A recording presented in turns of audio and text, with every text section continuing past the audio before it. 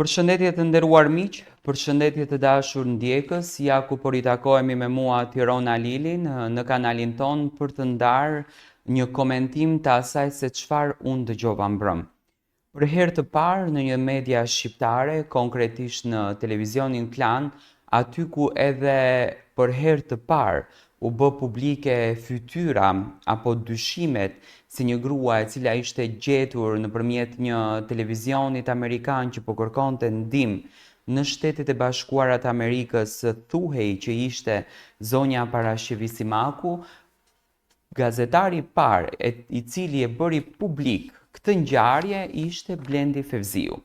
Mbrëm për herë të parë Eltoni Liriani ka rrëfyer histori, ka rrëfyer drama, por ka mbajtur dhe shumë gjëra sekret, emra të personaliteteve, emra të artistëve, emra të politikanëve të asaj kohe, të cilët e kanë përdjekur me dijenin dhe pa dijenin e zonjës Parashevisimaku, artistë të cilët kanë futur duar në karrierën e saj për të dëmtuar imazhin dhe për të dëmtuar zonjën Parashevi.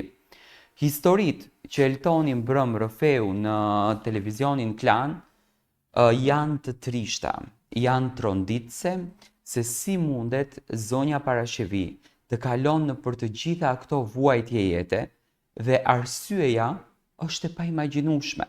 Do me thënë sot e kësaj dite, po të ulesh të imagjinosh, nuk e gjen dot arsyen.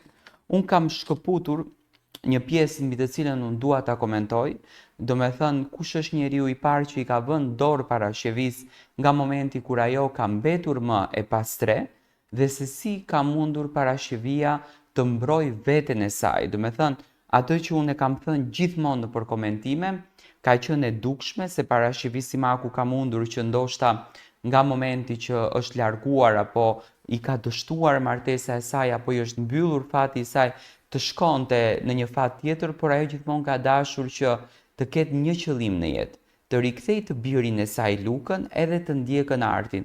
Do me thënë, për Parashevin nuk ka qenë një shenjtë një martesë tjetër, po shenjtë ka qenë djali të cilin ajo e ka lindur.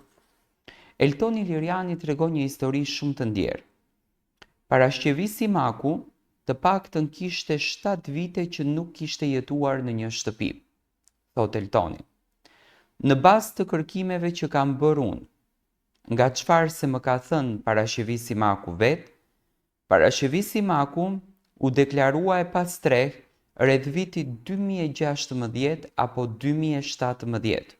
Do me thënë, nga viti 2016 në Shtetet e Bashkuara të Amerikës, Parashevisimaku në shtetin e New Yorkut është deklaruar si e pastre.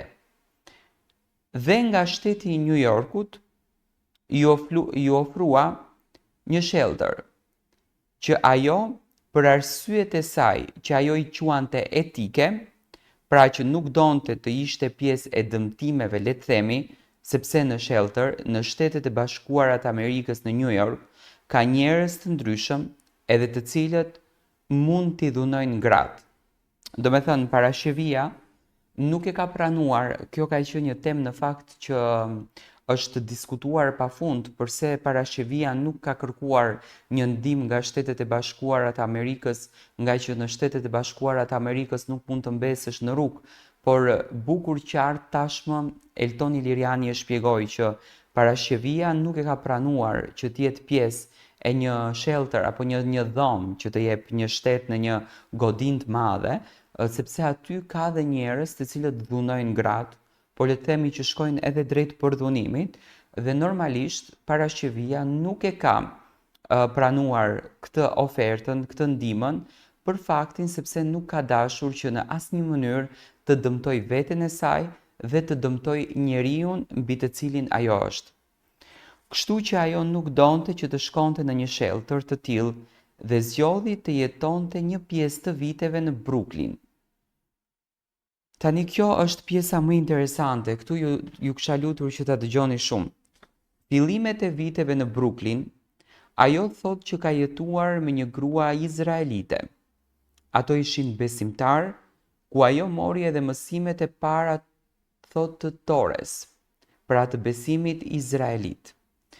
Që nënkupton, parashevia, pasi nuk e ka pranuar ofertën e Shteteve të Bashkuara të Amerikës, konkretisht të New Yorkut, nga deklarata që ajo ka bërë në vitin 2016 si e pastre, ajo ka gjetur një grua e cila ka qenë izraelite, e cila ka qenë një grua besimtare, që e ka marrë në shtëpinë e saj parashevisimakun për ta ndihmuar dhe për të jetuar me të.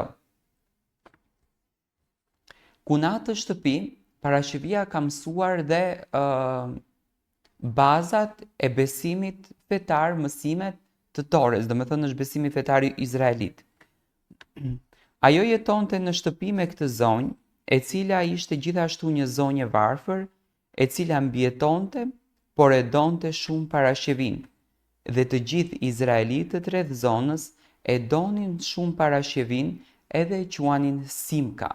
Domethënë, nga që e ka patur mbiemrin Simaku, ja kanë vënë emrin Simka, sepse ja kanë bërë shkurtimin e mbiemrit të saj. Domethënë, imagjinoni çfarë ndihme dhe çfarë solidaritet shpirtëror është të japësh një gruas e cila shumë vite ka jetuar si e pastre. I kishin vendos edhe një emër nga mbiemri Simaku, thot Eltoni. Edhe si të thuash, ato vite, le të themi, pra para pandemis, ajo dilte dhe hynte në atë shtëpi. Domethënë, deri para viteve të pandemis, parashevisimaku ka jetuar në atë shtëpi. Dhe ka jetuar jo gjithmonë, por me periudha të caktuara tek kjo grua izraelite. Por më pas, të paktën pas 4 vite gjysmë apo 5, parashevisimaku jetoi në vende publike në New York pa asnjë lloj mbështetje.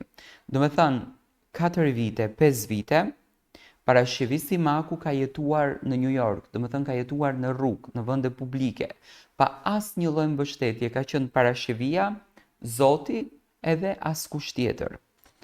Fillimisht, një vit të plot, ajo ka jetuar në Times Square, në qendër të New Yorkut, mbi një gur, në qiell të hapur. Domethënë, një vit të plot, ajo ka jetuar në Times Square. Ju e dini ku është Times Square, është qendra kryesore e New Yorkut, vendi më i frekuentuar edhe nga shqiptarët, vendi më i frekuentuar nga e gjithë bota. Aty ka jetuar parashevisimaku. Edhe unë, në një bisedë thot Eltoni që kemi bërë, pyeta, përse zgjodhe të jetosh këtu, sepse ishte ambient i hapur. Dhe ajo tha që kisha frikë që mos dhunohesha nga personat e tjerë që ishin edhe ata të pastre. Dhe jetonte përballë një kafe ku të gjithë punojësit shkonin dhe i jepnin kafe dhe ushqime të ndryshme. Është e tmerrshme. Dhe kur binte shi, ajo ndërtonte një çadër të vetën dhe futej aty brenda që të mos të lagej. Ka pas njerëz që e kanë njohur. Dikush edhe syt si ka besuar dot që ka parë parashevisimakun.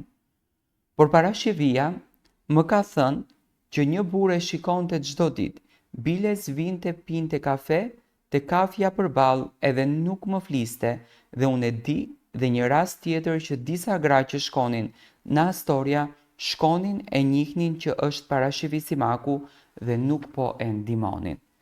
Ky ka qenë një rrëfim i Eltoni Lirianit, i cili tregoi mbi kalvarin e vuajtjeve që ka kaluar zonja parashevisimaku.